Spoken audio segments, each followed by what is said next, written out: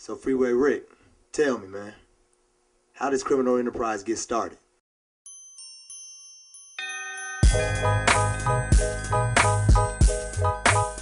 What I did is I picked the wrong person to teach me. Okay. And that's what's happening with a lot of kids today, is the only mistake they're really making because they're sharp. But they going to the wrong guys, asking them, how do I get out of the ghetto? If you go to the drug dealer and ask him how to make money, he's going to show you what he knows. How to sell drugs.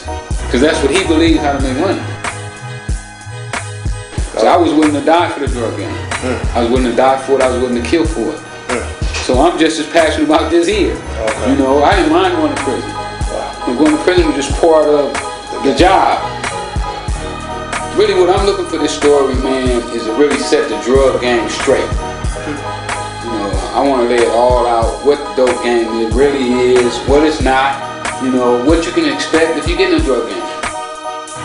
A lot of times they're not giving us the whole truth. You know, they're just giving us a piece of it. Like my partner didn't tell me that I was going to be looking at a life sentence one day.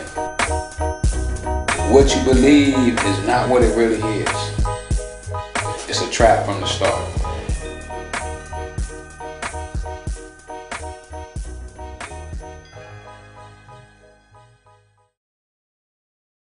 This is Brandon Brooks with the Los Angeles Sentinel Newspaper, assistant editor, also co-managing editor of the LA Times newspaper. We'll just jump right on into it to give people a background a little bit that don't know the story about you. Why don't you tell me how Ricky Darnell Ross became Freeway Rick and, you know, kind of started living his life, became Freeway Rick. Who was Freeway Rick? I grew up in South Central Los Angeles, Figueroa in '87.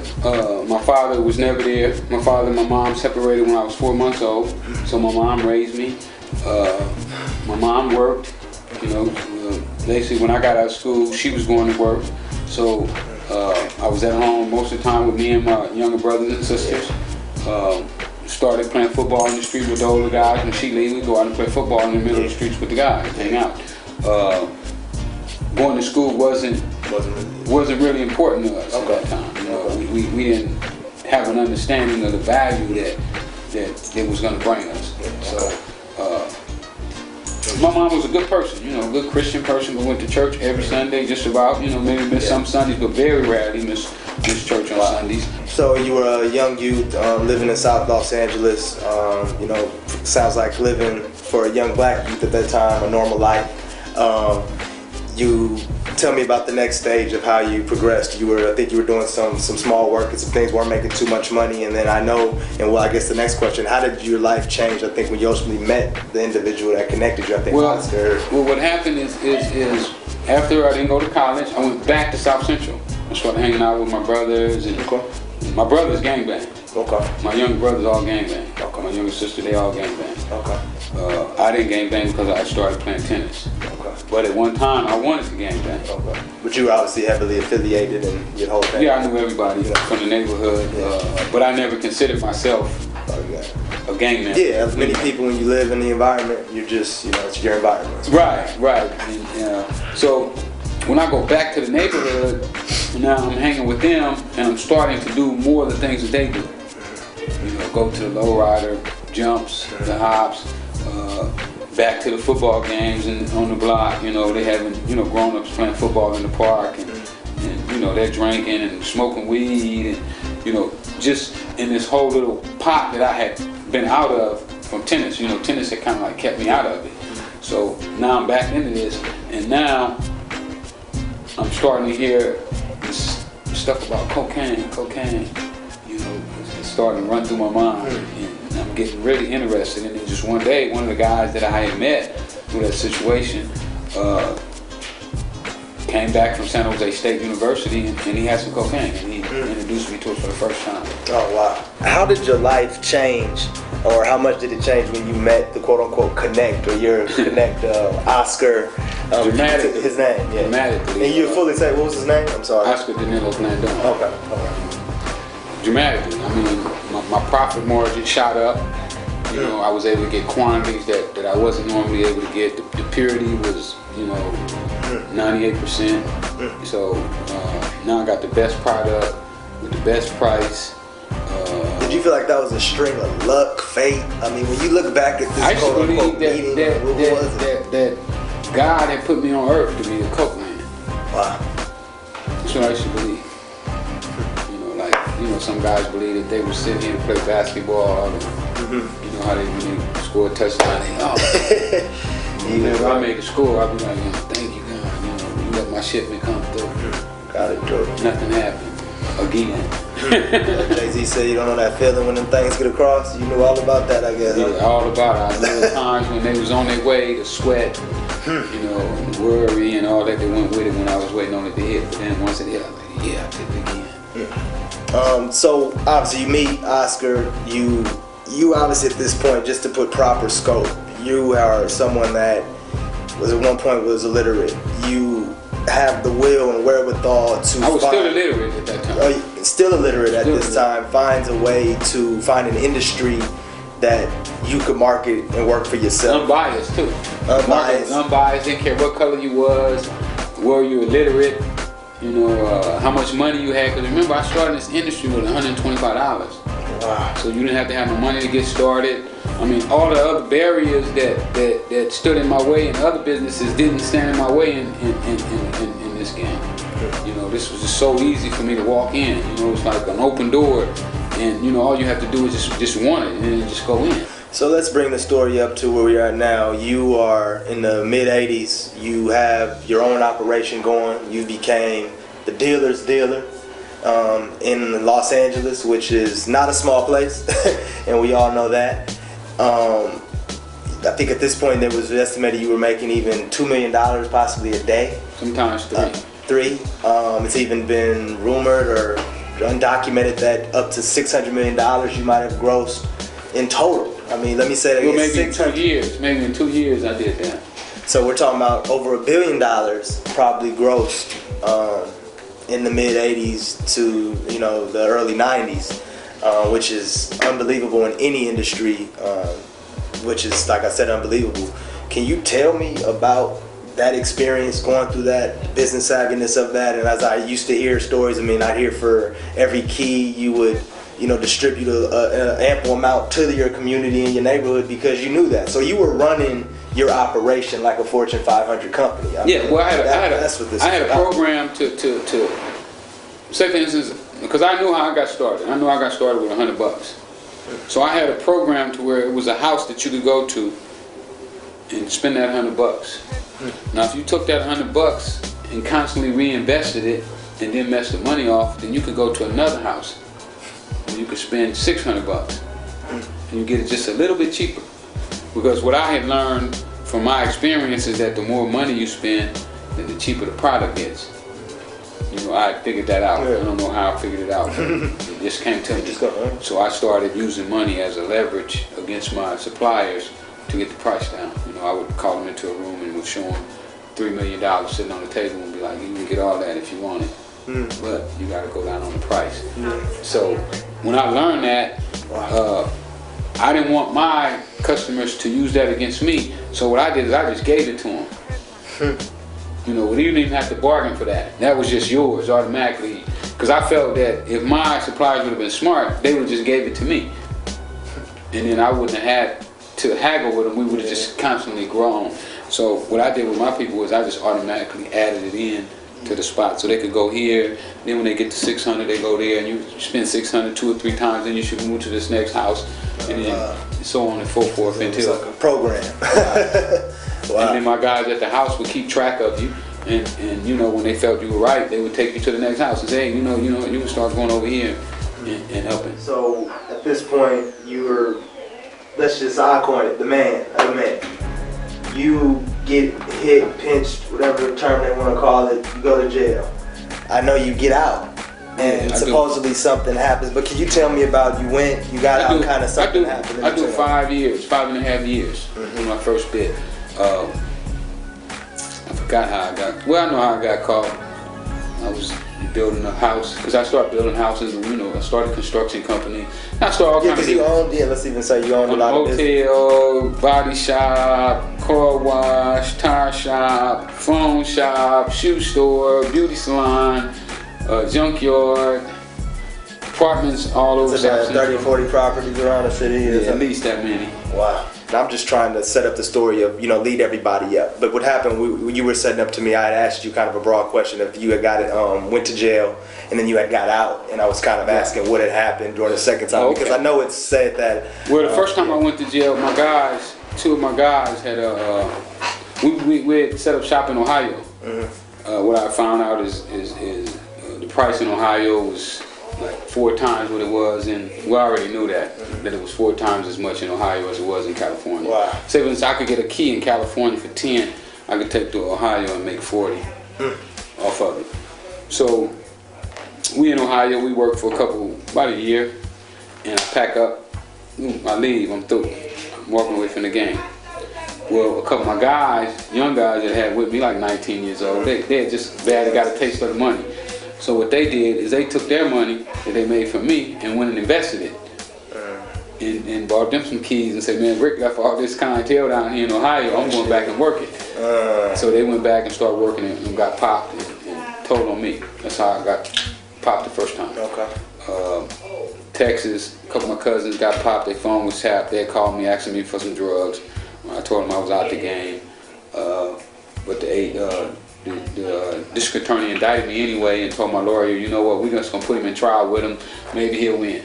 And this was the first time? This is the first time. Okay. Yeah.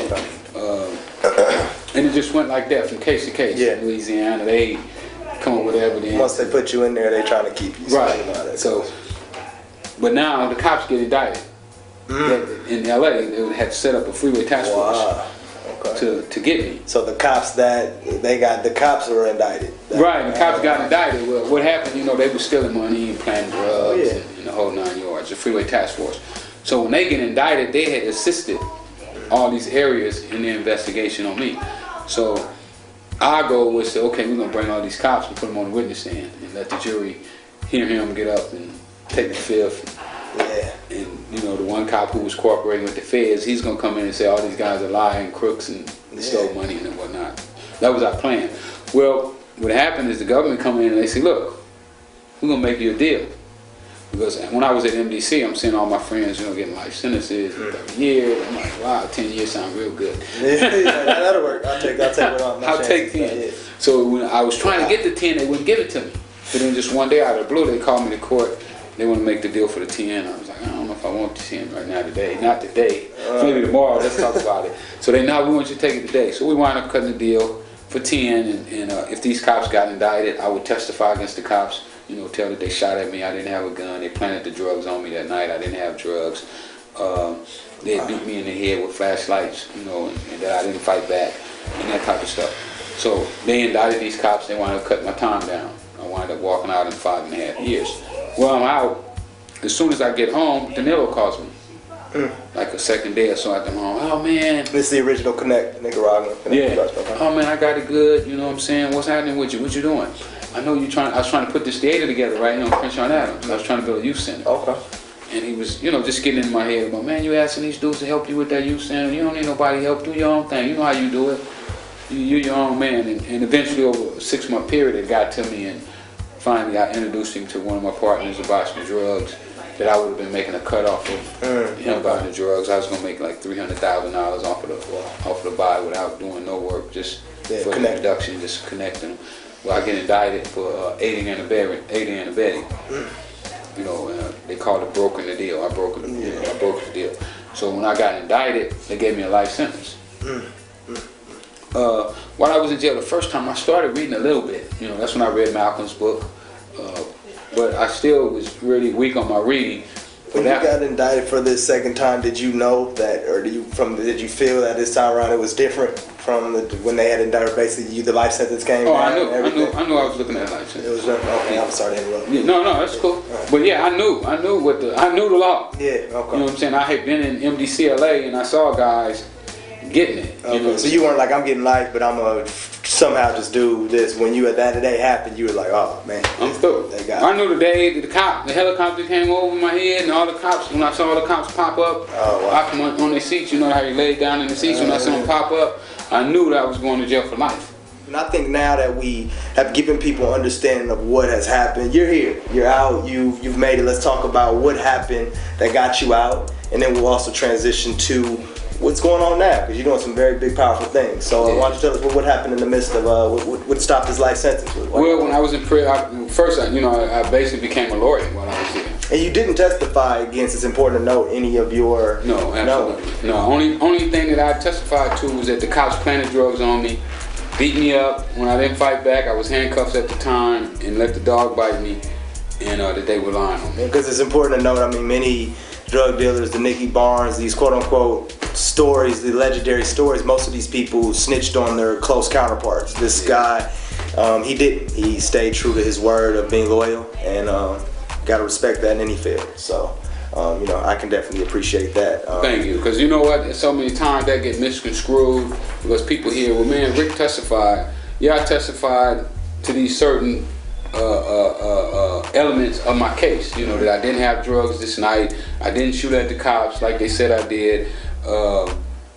What else was it? Did they beat me up while I was handcuffed? You know, so. Yeah, sorry about that. That's fine. Yeah, that's just cool. Reliving it, I couldn't even, imagine living through it. So I appreciate you, opening up.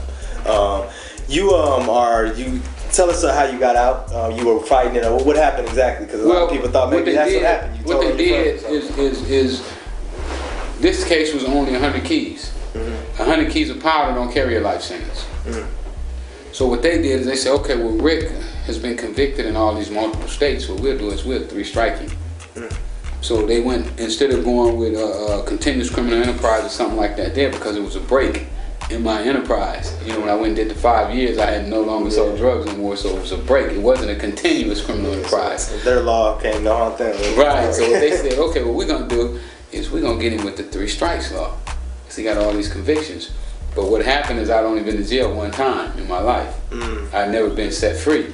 So when they went and convicted me of the 3-strike law, I went in the books and I saw that in order to be a strike, that it has to be a conviction, go to prison, get out, and then commit another crime. And you did this on your own? It wasn't a lawyer? No, I found this. My lawyer argued furiously with me that I was wrong. The judge did. The judge I'm finna go see next month. She told me I was wrong. When I told her, I'm going to come back and see you. I told her that. And you proved it wrong. You did. Yeah, she told me, oh, you said you was coming back. And it shows you that, he's a very smart individual when he's telling judges and lawyers and folks, how to do their job. You're working with Nick Cassavetes on this biopic film. Tell us about this film and your energy and putting behind it, and what you really want to see come about this. Because this is big, and let me give you all this. The man Nick in Hollywood, I know he's one of the biggest new writers, or I shouldn't say new. He's written The Notebook, John Q, The Blow, and that's one of my favorite movies of all time with Johnny Depp. So I mean, Nick is major, and me and Nick hit it off. Nick found me when I was in. I just want to say he approached you. Yeah, when I was in the halfway house, he flew to San Diego to see me. Wow. Him and Irv Gotti came down and hollered at me, so we hit it off. And he wrote the script. He slated to direct it. And really, what I'm looking for this story, man, is to really set the drug game straight. I want to lay it all out, what the dope game it really is, what it's not, what you can expect if you get in a drug game. Because I believe, if these kids don't have the whole truth, they can't make decisions. And I believe that a lot of times they're not giving us the whole truth. They're just giving us a piece of it. Like my partner didn't tell me that I was going to be looking at a life sentence one day. That I was going to have to walk in MDCLA and all my homeboys was going to be sitting in there, never coming home. When I left that prison, I left loved ones. So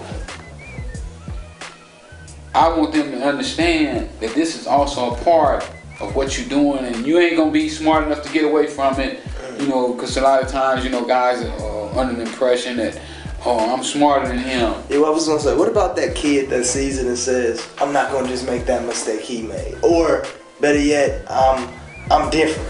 Or, you know what? I don't care if I die or get shot or go to jail. I don't care. Well, what can you say to that kid? When you have that I don't care attitude, there's really nothing you can do about him. Because he's made his mind up and he's fixed. But the ones who haven't made their mind up, that they don't care about going to prison, that they don't care dying, and then even those, you know, maybe you can get to him even. Still you know, we don't give up on them, but at the same time, you still have to put the message out there that what you believe is not what it really is. And that's what I'm hoping that my movie is gonna show the kids. You know, the dope game ain't what it really is. It's a trap from the start. You have a name, Rick Ross, that in today's world, it actually reigns more with a current rapper who is out. Right.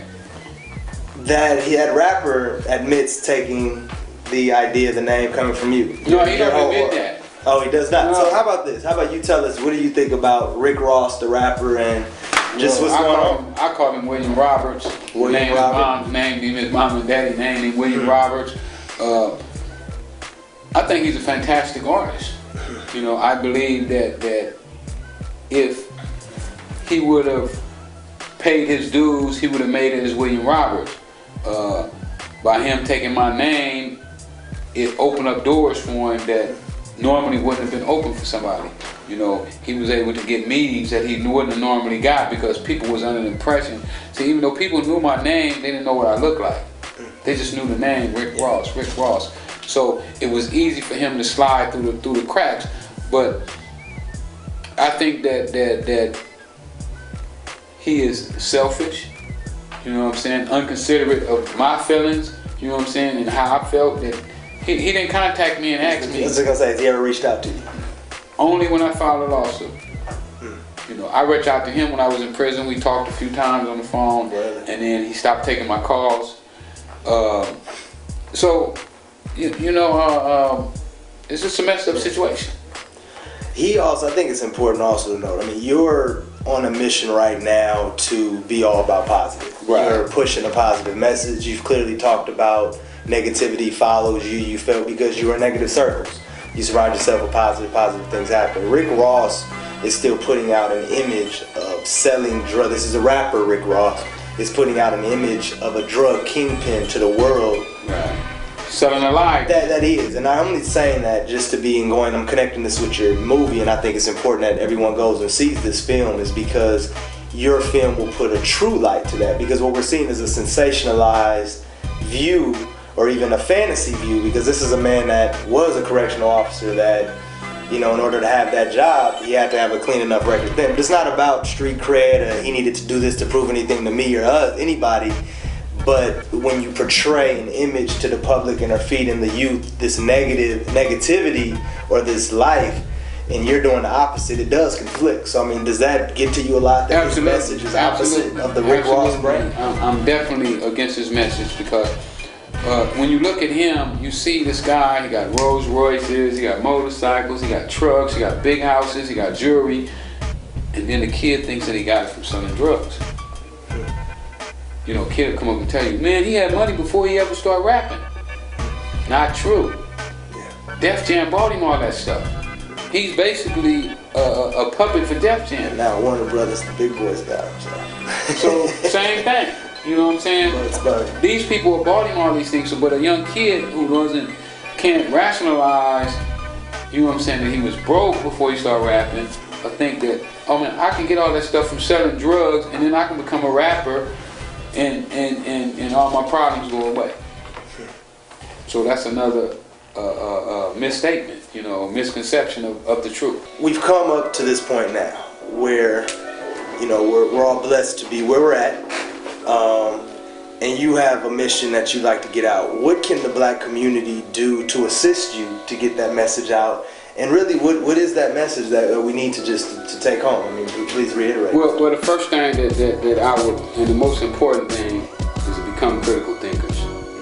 You know, once we get to the point where we can think for ourselves, and we don't need the TV, the radio, the announcers, and those people to think for us, then we're on the right track. Some of the things that I plan on doing for my community and for the world at large is create jobs.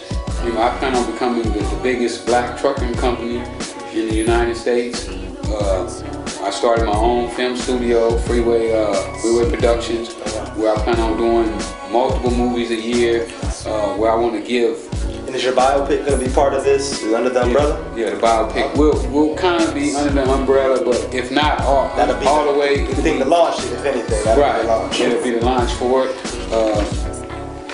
You know, I see these other guys, you know, just doing things, you know, say it's like Tyler Perry's. You know, I don't particularly like the type of movies he does. Yeah. You know, I don't like the motto that they would know that a young black talent is out here trying to get on and nobody will assist him. You know, it's been really tough for me to get assistance from my own people. You know, I go to guys who you would think could just swab the pen and it would be a done deal, and they can't do it. I don't know if it's for a lack of power or not, but I want to diffuse all that. I want it to be where somebody in Hollywood really has the power, and if people really wanted to get behind me, you know, I really just need your support. I don't need your money. Yeah. You know what I'm saying? Because so the best thing we can do is to, you know, stay tuned and just keep supporting what you're doing. Educate yourself. Okay. You know what I'm saying? If you're a film producer, a writer, director, you know, hit me up, freewayenterprise.com. Support my website. You know what I'm saying? With my issue that I got in court, you know what I'm saying? If you feel like shooting the judge a text, email, whatever, a letter, you know what I'm saying? She's in San Diego. Her name is Marilyn Huff. You know, let her know what you've been hearing, I've been doing out here on the streets. And, you know what I'm saying? Educate yourself. Read my 3 favorite books. Richest Man in Babylon, Think and Grow Rich, As a Man Thinketh. That'll definitely put you on the right track. And let's partner up. Let's do this thing. Well, we appreciate you coming down. I appreciate you. Always. I mean, it's been a pleasure. The real Freeway Rick Ross here at the Los Angeles Sentinel offices in LA Watts Times. I'm Brandon Brooks, assistant editor. We'll be back. I got a fat pinky ring, nice watch on my wrist. It ain't nothing, that's just 4 or 5 zips. Bought a very big house, new car off the lot. I do a lot, all because of these bricks. These bricks, these bricks, these bricks, these bricks. I'm getting rich, all because of these bricks. These bricks, these bricks, these bricks, these bricks. I'm getting rich, all because of these bricks. Bricks, bricks, bricks. These bricks, bricks, bricks. My partner slid me 9 sips of powder. That's my connect about a Guatemala.